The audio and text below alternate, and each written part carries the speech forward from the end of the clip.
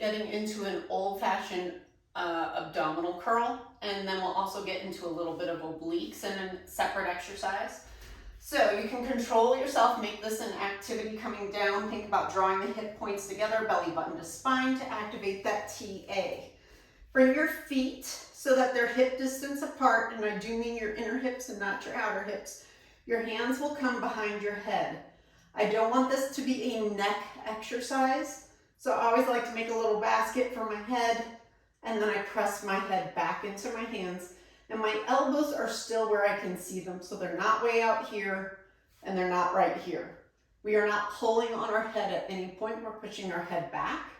So you can come down, and then you can inhale here, exhale, pull your ribs in, and curl up, and then come back down.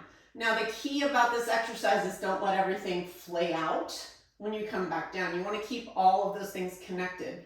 So I'm thinking about pulling my elbows towards my hip bones to activate through my lats. Those are these big muscles over here.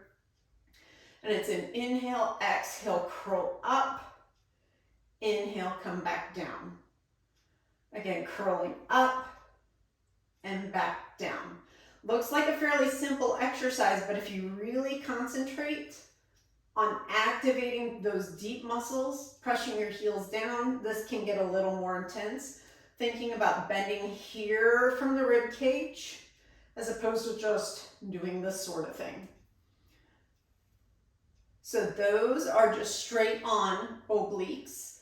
Not obliques, those are straight on abdominal crunches. Now we're gonna get into some obliques. So you'll curl up and then bring your opposite armpit towards your hip and come back to center, not resting down, and then you're gonna go to the opposite side.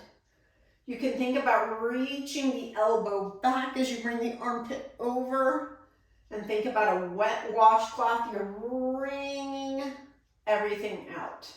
So again, twisting and center, and twisting and center.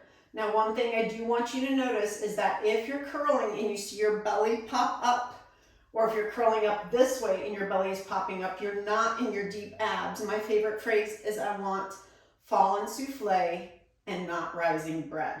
So think again about pulling that belly button down to the spine to use the correct set of abdominal muscles as you twist.